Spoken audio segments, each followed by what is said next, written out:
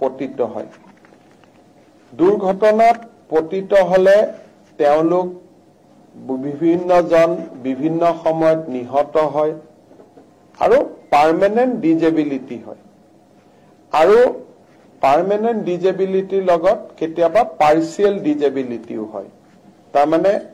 এটা হল death accidental death দুৰ্ঘটনা জড়িত মৃত্যু দুৰ্ঘটনা বুলি কওঁতে ৰোড এক্সিডেন্টৰ পৰা ফায়াৰ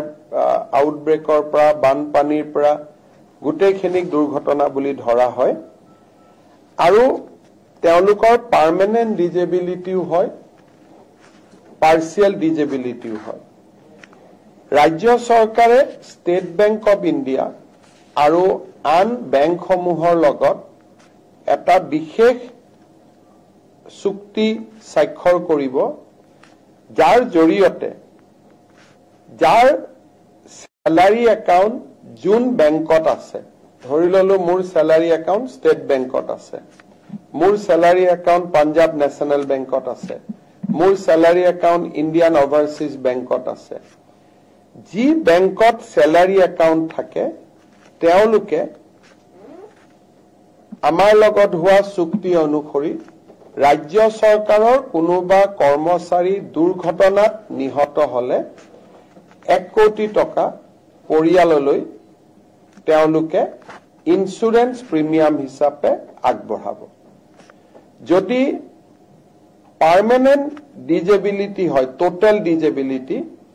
তেতিয়া হলেও 1 কোটি টকা তেওঁলোকক আগবঢ়াব আৰু যদি পাৰ্সিয়াল ডিজেবিলিটি হয় তেতিয়া হলে 80 লাখ টকা আগবঢ়াব এটো এটা আমাৰ ৰাজ্য চৰকাৰৰ কৰ্মচাৰীৰ কাৰণে এটা বৃহৎ হকা হ'ব যে যিকোনো এক্সিডেন্ট বানপানীৰ সময়ত চৰকাৰী কাম কৰোতে আৰক্ষীয়ে সন্ত্ৰাসবাদীৰ বিৰুদ্ধে যুঁজোতে এই ধৰণৰ ঘটনা প্ৰবাহত পৰিয়ালটোৱে নিহত হলে 1 কোটি টকা লাভ কৰিব আৰু পাৰ্মানেন্ট ডিজেবিলিটি হলে 1 কোটি টকাই পাব পাৰ্সিয়াল ডিজেবিলিটি হলে 80 লাখ টকা পাব আৰু যদি বেমাৰত মৃত্যুবৰণ কৰে চৰকাৰে দিয়া গোটেই খা সুবিধাবিলাকৰ উপৰিও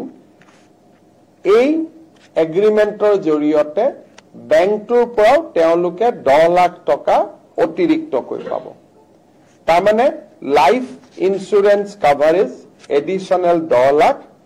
এক্সিডেন্ট ইন্সুৰেন্স কভাৰেজ 1 কোটি আৰু পাৰ্সিয়াল ডিজেবিলিটি হলে 80 লাখ টকা এটো আমাৰ ৰাজ্য চৰকাৰৰ কৰ্মচাৰীসকলৰ ভগৱানে নকৰক কিন্তু যদি কেতিয়াবা তেওঁলোকৰ খুব এনেকুৱা ধৰণৰ পৰিবেশ হয় তেতিয়ালে ই এটা ডাঙৰ সিকিউৰিটি সিস্টেম হিচাপে পৰিয়ালটোৰ ওচৰত কাম কৰিব এইখিনিৰ পৰিৱৰ্তেও চৰকাৰে যি সুবিধা আজিলৈকে আগবঢ়াই আছে এইখিনি চলি থাকিব এইখিনি অতিৰিক্ত সুবিধা আমি দিছো কিন্তু এজন চৰকাৰী কৰ্মচাৰী মৰিলে ফ্যামিলিটোৱে 60 বছৰ বয়সলৈকে পেনশন পায় জিপিএফ যিবিলাক পায়ে থাকিব এইখিনি হল তেওঁলোকলৈকে আমি আগবঢ়োৱা এটা অতিৰিক্ত সুবিধা